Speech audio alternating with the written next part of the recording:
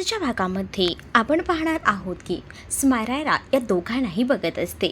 इकडे आता गौतमने मुद्दामूनच काहीतरी गिफ्ट असं आणलेलं असतं आणि तो अंगठी काढून तिच्या हातामध्ये देऊ लागतो। त्यावर आता गौतमला आसावरी म्हणत असते की या सगळ्याची काय गरज आहे। तर गौतम म्हणत असतो की ही तर सुरुवात आहे, ही फक्त अंगठी आहे, असंच तुझ्या गळ्यात मला मंगळसूत्रसुद्धा घालायचे असंही आता तो म्हणू लागतो। जेव्हा तो ही सगळं काही बोलतो ना तेव्हा स्मायरा बघतच बसते, कारण आता चक्क ती अंगठी ना आसावरीच्या बोटात सुद्धा गौतमने घातलेली असते आणि हे सगळं बघून तिचा आता तिळपापड होत असतो। तेच आता इकडे गौतमने आसावरीच्या हाताचा किससुद्धा घेतलेला असतो, त्यामुळे आता आसावरी मात्र खूप जास्त खुश असते। तर दुसरीकडे स्मायराला राग येतो आणि ती डायरेक्ट किचनमध्ये जाते आणि पम्हाला जाऊन या सगळ्या गोष्टी सांगायच्या तिला असतात, पण डायरेक्ट कसं सांगणार। त्यामुळेच ती म्हणत असते की आसावरी ताई कुठे गेली आहे, काहीच कळलं नाही, तुला माहिती आहे का, मगापासून मी आसावरीला बघते पण कुठेही दिसली नाही ती। मग पम्मा म्हणत असते की असेल ग इथेच कुठेतरी। मग ती म्हणते बहुतेक ना टेरेसवर आहे, जरा जाऊन बघ ना। मी गेले असते पण माझा पाय दुखतोय असं स्मायरा खोटं सांगते। पम्मा जाते। पम्मा जाईपर्यंत इकडे मात्र गौतम लांब गेलेला असतो, तिकडनं निघून गेलेला असतो। त्यामुळे स्मायराचा हा प्लॅन फ्लॉप होतो की पम्माला आसावरी आणि गौतमचं अफेअर आहे कळेल ते। तर इकडे पम्मा विचारते की काय करतेस आसावरी इथे। त्यावर आसावरी म्हणत असते की काही नाही, जरा मोकळ्या हवेत आले होते। तर इकडे जेवणाचं ताट जे आहे ते देवापुढे ठेवलं जातं आणि ते बिंदूने बघितलेलं असतं, त्यामुळे बिंदूला समजतं की आज जेवणामध्ये आमरस आहे। मग ती म्हणत असते अरे वा, आज आमरस पुरीचा बेत दिसतोय। त्यावर तेजस्विनी म्हणते की तू गप्पा बसतेस का, तुला सगळ्यात शेवट भेटणार आहे, आता पाहुण्यांची पंगत बसणार आहे, त्यामुळे जरा शांतच बस असं बोलून तिला आता शांत केलं जात असतं। तेच आता आपण जेवायला घेऊया तेव्हा तुलाही वाढते असं उमा सांगते। इकडे जय आणि शरू साईडला जाऊन बोलत असतात आणि लवकरात लवकर तुमच्या बायकोला शोधून काढायचं असं त्यांचं बोलणं सुरू असतं। तेच आता इकडे लांबून तेजस्विनी या दोघांनाही बोलताना पाहते। तिला तर आता शरू आणि जय बोलता येत नाही, खटकतं, म्हणून तेजस्विनी लगेच जागेवरनं उठते आणि ते दोघंही जण खिडकीजवळ बोलत असतात तिथे जाऊन उभी राहते, कारण इथे आता त्या दोघांना का बोलतायत हा प्रश्न तिला पडलेला असतो आणि म्हणूनच ती तिथे गेलेली असते। जशी तेजस्विनी तिथे येते ना तसं शरू निघून जाते। जयला विचारते की काय चाललं आहे तुमचं। त्यावर जय बोलतो नथिंग, काही स्पेशल नाही। तर इकडे आसावरी बसलेली असताना गौतम तिला बघून आता एकमेकांकडे बघून त्यांच्या इशारे सुरू असतात। तेच गौतम बांदेकरची बायको आता उमाला आणि पम्माला भेटायला आलेली असते। पम्माने तिच्या बहिणीचा ॲड्रेस दिलेला असतो, म्हणूनच तिचे जे काही प्रोडक्ट्स आहेत ते तिला तिच्या ग्राममध्ये लावायचे असतात, जेणेकरून त्याचा खप जास्त होईल।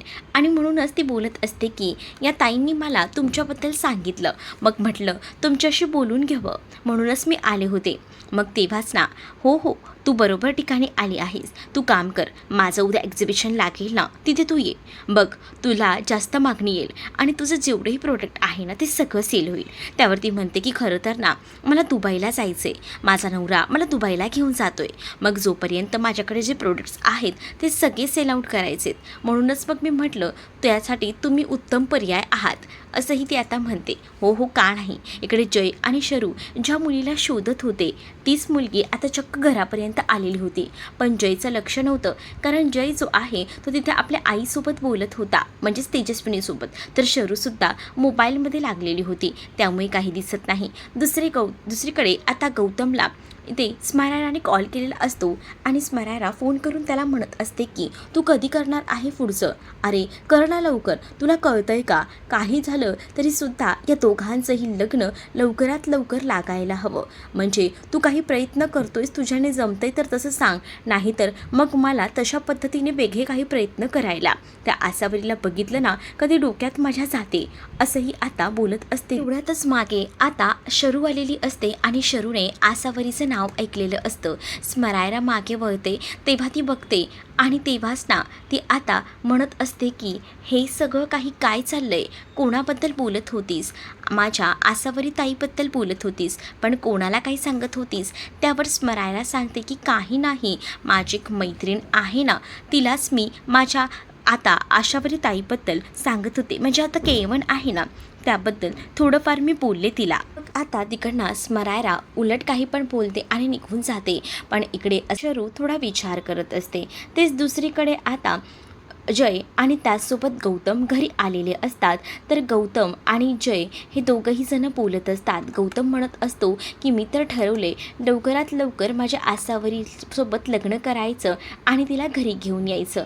त्यावर जय त्याला म्हणतो की तुझं ठरवलंयस ना ते इतक्यात तरी लगेच शक्य नाही आहे. तुला जसं वाटत असेल की लगेच आपण त्या गोष्टी करू शकतो पण ते तसं नाही आहे. त्यामुळे विचार करूनच सगळ्या काही गोष्टी कराव्या लागणार आहेत.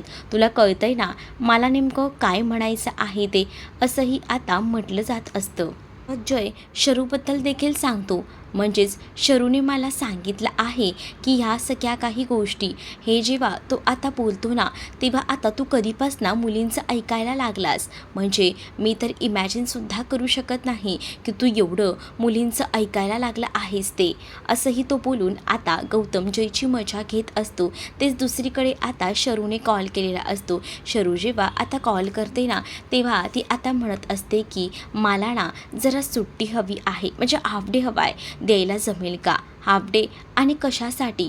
हो मला ना जरा साडी खरेदीसाठी जायचं आहे आणि त्याचसाठी मला हाफ डे लागणार आहे. सो प्लीज मला हाफ डे दे. पण तुला माहिती आहे ना तुला आपल्या इथे किती कामं असतात ते. आजचा दिवस मागते माझ्या घरच्यांसोबत मला वेळ घालवू दे, असंही आता शर्वरी बोलत असते. एकतर या सगळ्यामध्ये माझ्या घरच्यांचे खूप जास्त नुकसान होणार आहे तरीसुद्धा आपण हे सगळं काही करतोय. मग तेव्हाच ना हो मला माहिती आहे पण आता आपल्याला करावं लागेल.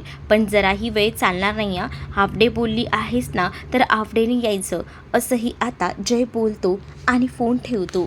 जयने फोन ठेवल्याबरोबर म्हणते की एकदा का हे लग्न होऊन जाऊ दे, ह्याच्याकडची नोकरीच मी सोडून देणार आहे. कसला चॅप्टर आहे हा. तर त्यानंतर फोन ठेवल्यावर इकडे सांगू लागतो की ही लोकं ना शॉपिंगला गेले आहेत साड्यांच्या, त्यासाठी तिला हाफ डे हवा होता. तेच ती बोलत होती. तर इकडे शॉपिंगला जाणार आहेत ही गोष्ट आता गौतमला समजलेली असते. दुसरीकडे स्मरायराने पुन्हा एकदा कॉल केलेला असतो. आणि काय झालं, काय फक्त झोपा काढत आहेस का? काम कधी करतोयस? कर ना लवकर लग्न, तुला बोलते ना मी कर लवकर म्हणून, असंही आता ती स्मरायरा गौतम बांदेकरला जबरदस्ती करत म्हणत असते. मग तो म्हणत असतो की आज आम्ही साड्यांच्या शॉपिंगला जात आहोत. अरे साड्यांची शॉपिंग करा आणि पटकन लग्न करून टाका, हेही ती जबरदस्तीने त्याला सांगत असते. त्यावर तो म्हणतो की तू समजतेस तितकं सोपं आहे का हे लग्न? तुला तसं वाटतंय पण एवढं सोपं नाही आहे. नाहीतर ना वरातच काढली असती, असं तो बोलतो. तेवढ्यातच त्याची बायको मागे येते आणि तिने हे शब्द ऐकलेले असतात. जेव्हा ती हे शब्द ऐकते ना तेव्हा ती म्हणते की तुम्ही कोणाच्या वरातीबद्दल बोलत आहात, आणि त्याने स्मरायराचा फोन कट केलेला असतो. त्यावर तो आता मुद्दामूनच सांगत असतो की काय सांगू ग तुला, मला ना टेन्शन येतं कधी कधी, कामाचं प्रेशर इतकं असतं ना की तुला काय सांगू, पण मला ना हे सगळं काही ॲडजस्ट करावं लागतं. तो सांगतो की मला ना जरा पैशांची गरज आहे, पैसे हवे होते ग. मग पैसे हवे आहेत कशासाठी? अगं मला ना खूप प्रेशर आहे ग. मग तेवढे पैसे माझ्याकडे नाही आहेत. मग मी आहे ना माझे दागिने मी तुम्हाला देते, ते दागिने तुम्ही घ्या आणि मग ते सेल आउट करा. मग ते जे पैसे येतील ना त्या पैशाने तुमचं काम होईल, असंही ती सांगते. तो म्हणतो तुझ्या दागिन्याने तेवढं होणार नाही, तुझ्या आईचे पण दागिने मागतेस का? त्यावरती हो असं म्हणते आणि म्हणते की ठीक आहे. मग तो तेव्हा तिला लाडीगोडी लावून तेवढ्यापुरती जवळ घेतो आणि तो आता म्हणत असतो की किती करतेस ग तू माझ्यासाठी? आपण ना दुबईला गेलो ना का माझं तिथलं काम झालं की पुन्हा मी तुम्हा दोघींनाही दागिने बनवेन, तिकडे दागिने स्वस्त भेटतात, असं बोलून तो तिला आता जवळ घेतो आणि मुद्दामून तिच्या जवळ जाऊन तिला आता ब्लॅकमेल करत असतो जेणेकरून तिने त्याला दागिने द्यायला हवेत. तर दुसरीकडे आता पाहायला मिळतं की इथे साड्यांची शॉपिंग सुरू असते. ते साड्यांची शॉपिंग सुरू असताना ना आसावरी साडी खरेदी करत असते. तर गौतम मुद्दामून तिला स्पर्श करण्याचा प्रयत्न करत असतो. तेच आता आसावरी त्याच्या हातातनं आपला हात सोडवून घेते. तर दुसरीकडे आता पाहायला मिळतं की गौतम तिला सांगत असतो की ही साडी घे, म्हणजे गौतम बांदेकर. पण तेव्हाच ना ती त्याला सरळ म्हणते की नाही मला ही आवडली नाही आहे. मग तो तिच्यावर ओरडून म्हणतो की मी सांगितले तर घे ना. पण हे सगळं काही शरू ऐकते. शरू म्हणते की काय गरज आहे ओरडायची, तिला जर आवडत असेल तर तिला तीच घेऊ दे ना. पण इकडे गौतमच्या आवडीची साडी खरं तर आसावरी घेत असते. लांबूनच गौतम तिला ही साडी नाही तर ती साडी असं सांगत असतो आणि त्यामुळेच आता आसावरीला असं असतं की जोपर्यंत आपल्याला हा परफेक्ट साडी आहे असं सांगत नाही तोपर्यंत आपण हीच साडी ठेवायची. मग ती परफेक्ट अशा वेगवेगळ्या साड्या बघत असते आणि जेव्हा तो ओके म्हणतो ना एका साडीला, त्याला ती कुठे जाऊन हां असं म्हणते आणि तेव्हाच ना या गौतम बांदेकरची नजर जाते आणि त्याला दिसतं की तिकडे गौतम उभा आहे आणि तो खाणाखुणा करून सांगतोय. तर तुम्हाला हा भाग कसा वाटलाय कमेंटमध्ये नक्की सांगा. अशीच अपडेट पाहण्यासाठी चॅनलला सबस्क्राईब करा.